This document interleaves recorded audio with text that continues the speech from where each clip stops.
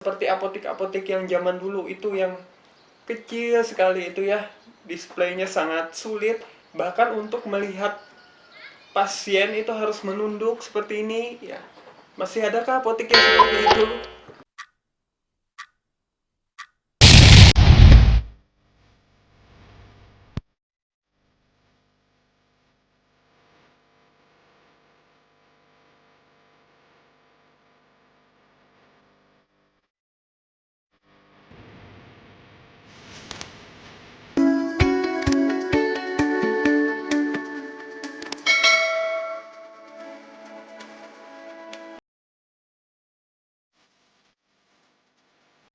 Assalamualaikum warahmatullahi wabarakatuh. Selamat pagi, siang, malam bagi teman-teman di seluruh Indonesia, sahabat-sahabat apoteker sekali. Jadi teman-teman sekalian, hari ini kita berjumpa kembali. Tentu masih di tema yang sama, yaitu membahas tentang seluk-beluk apotek ya.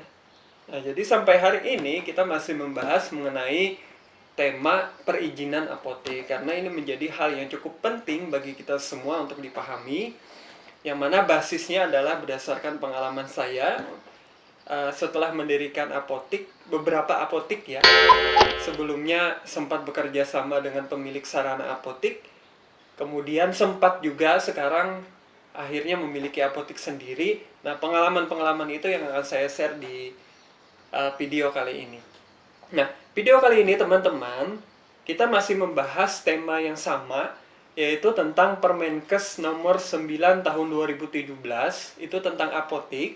Nah, di sana itu sudah sangat jelas seperti yang sudah kita bahas di video sebelumnya, yaitu membahas terkait bangunan ya, terkait sarana prasarana, terkait sumber daya manusia, terkait proses perizinan apotek, sampai dengan menerbitkan surat izin apotek dan lampiran-lampiran yang menyertainya.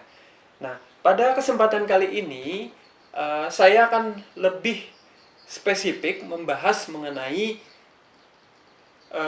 sarana dan prasarana teman-teman, karena ini menjadi hal yang pokok sesuai janji saya juga di video sebelumnya ya.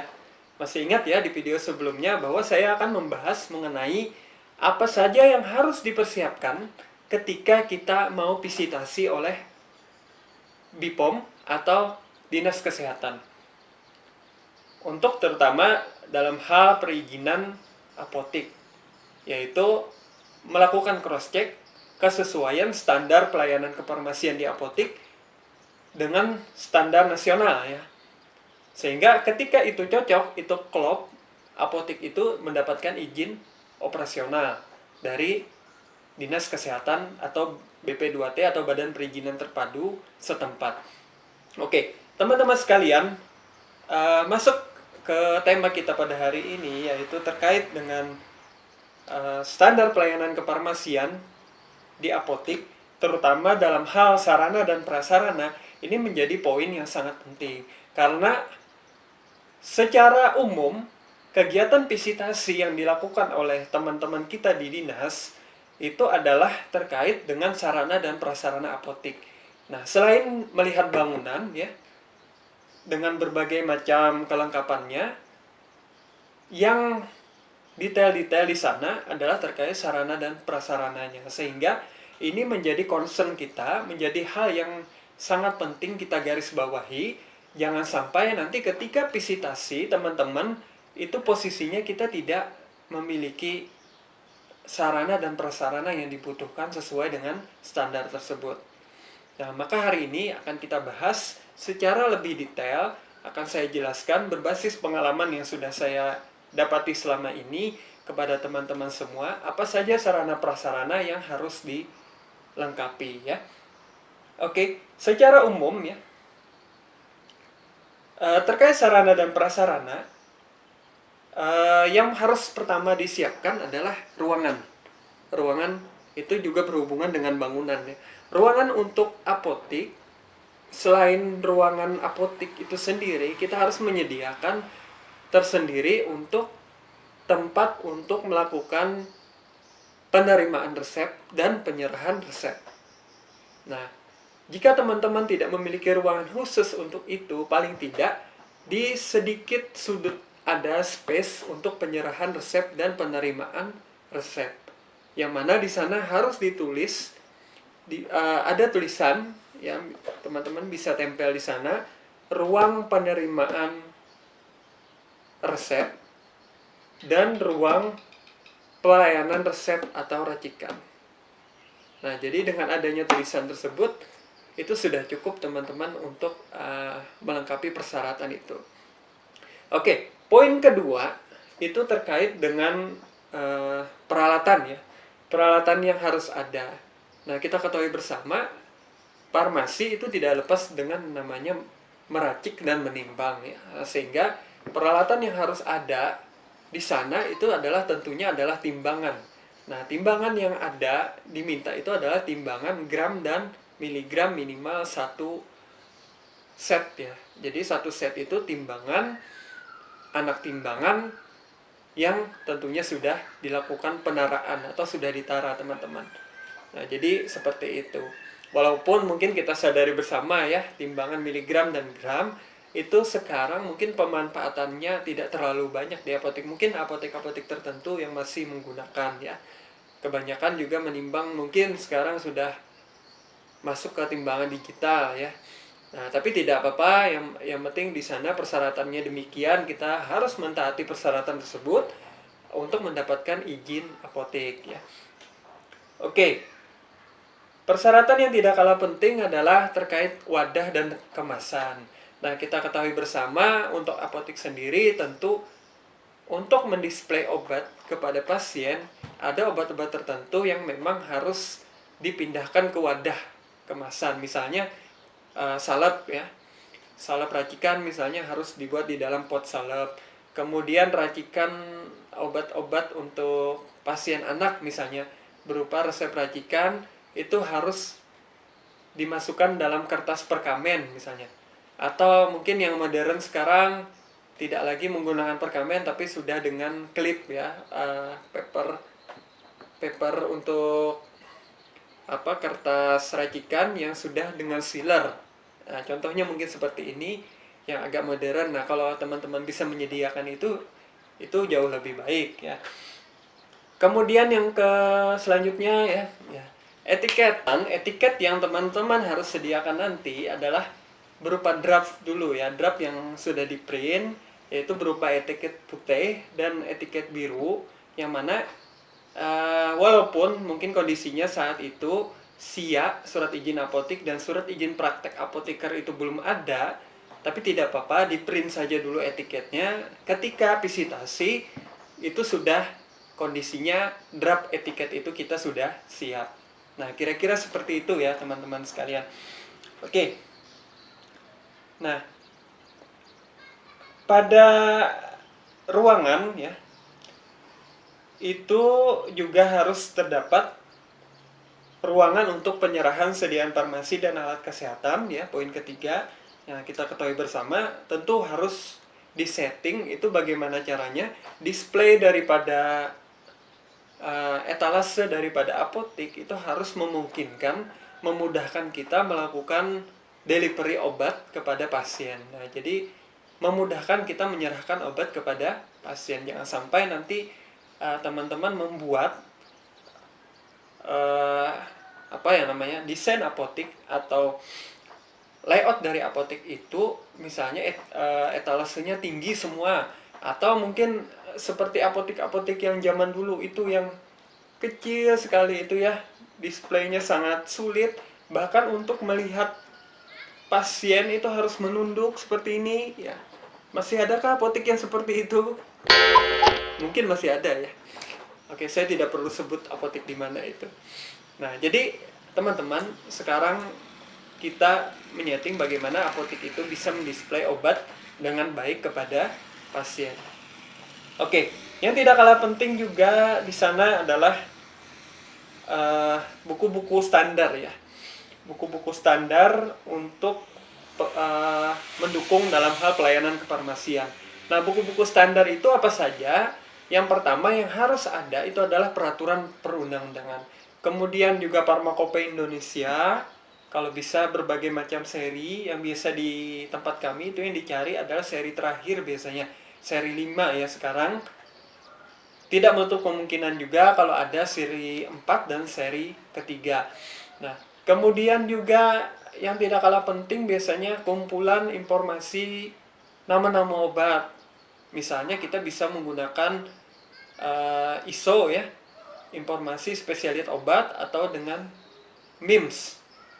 Nah, itu kira-kira buku-buku yang biasanya diminta oleh tim visitor dari Dinas Kesehatan maupun dari BPOM ya. Nah, kemudian di sini di tempat saya juga biasanya disuruh menyediakan peraturan terkait dengan izin apotek. Misalnya tadi Permenkes nomor 9 tahun 2017 itu teman-teman print, kemudian di jilid terapi ya. Kemudian juga Permenkes 73 tahun 2016 ya, tentang standar pelayanan kefarmasian di apotek. Itu juga di print dan jilid terapi yang tersimpan dengan baik di apotek. Oke. Nah, terkait ruangan lagi yang tidak kalah penting adalah ruang konseling apoteker. Nah, teman-teman sekalian, yang disebut dengan ruang konseling apoteker itu tidak selalu harus dalam bentuk ruangan tersendiri.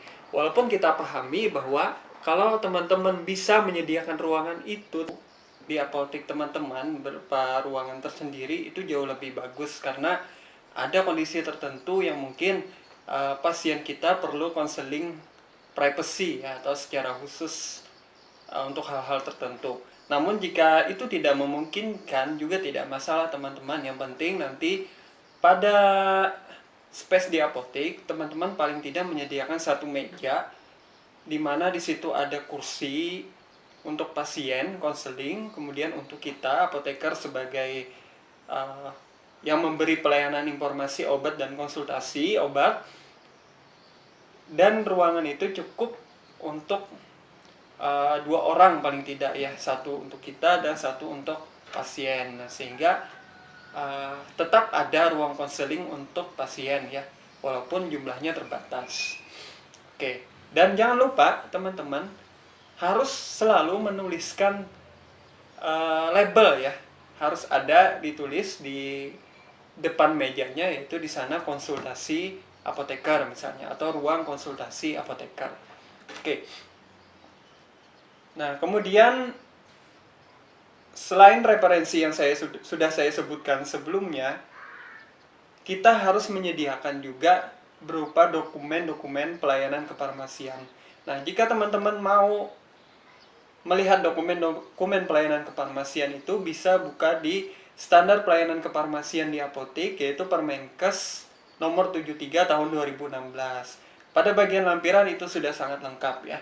Di sana ada formulir pelayanan informasi obat, kemudian buku catatan konseling, catatan pengobatan pasien, kemudian meso, monitoring efek samping obat, dan farmasi home care ya. Nah, dari catatan-catatan tersebut itu teman-teman print beberapa lembar masing-masing.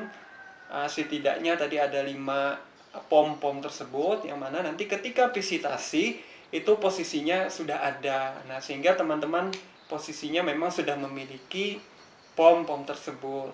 Nah, kalau saya kemarin selain memprint pom tersebut, sebelum di print itu saya edit terlebih dahulu ya, dengan memasukkan kop apotik di atas masing-masing pom. Nah, sehingga sangat jelas terlihat oleh visitor bahwa kita memang siap dalam hal kelengkapan berkas tersebut. Di sini juga kita harus melengkapi berbagai macam kelengkapan lain ya. Yang pertama adalah ruang penyimpanan sediaan farmasi, berupa misalnya lemari dan rak untuk penyimpanan obat, kemudian lemari pendingin. Lemari pendingin ini tidak harus selalu yang besar ya teman-teman, bisa saja menggunakan lemari pendingin yang kecil, yang satu pintu yang kecil, itu yang saya gunakan di apotek. Kemudian lemari untuk penyimpanan narkotika dan psikotropika. Nah, ini juga tidak kalah penting. Menyimpan dengan aman obat-obat narkotika maupun psikotropika, yang mana di sana terdiri dari 2 kunci. Kunci pertama di bagian dalam dan kunci kedua di bagian luarnya. Nah, kemudian harus ada pendingin ruangan ya, harus ada AC ya. Karena apa? Obat-obat tertentu itu tidak selalu tahan pada suhu ruangan. Ada obat-obat tertentu yang memang harus pada suhu di bawah 25 derajat Celcius misalnya, atau maksimal di 25 derajat Celcius. Nah, maka kita kalau kondisinya lingkungan kita panas mencapai 30 derajat Celcius, mungkin seperti di tempat saya 30 derajat Celcius, kita diwajibkan untuk menyediakan pendingin ruangan sehingga suhu itu bisa terkontrol, sehingga obat yang ada di dalam ruangan tersebut terjaga dan terjamin kualitasnya. Nah, selain hal-hal tersebut, teman-teman juga harus menyediakan beberapa belangko ya. Misalnya di sini ada belangko pesanan obat, belangko kartu stok, belangko salinan resep, belangko faktur, kemudian buku catatan narkotika, psikotropika ya. Nah, jadi teman-teman bisa bikin itu semua, belangko-belangko tersebut yang kemudian di-print sebagai draft. Nanti itu juga dilengkapi pada saat visitasi. Selepasnya prasarana terkait air bersih dan instalasi listrik yang memadai untuk kebutuhan apotik itu juga nanti dicek oleh visitor dari Dinas Kesehatan maupun dari BP POM setempat.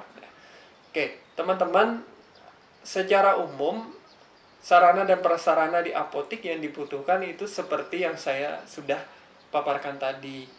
Sehingga nanti jangan sampai ketika visitasi dari visitor Dinas Kesehatan, teman-teman posisinya belum siap. Nah, jadi dapat dikatakan kalau nanti posisinya belum siap, bisa jadi ada dua pilihan nanti teman-teman kesimpulannya.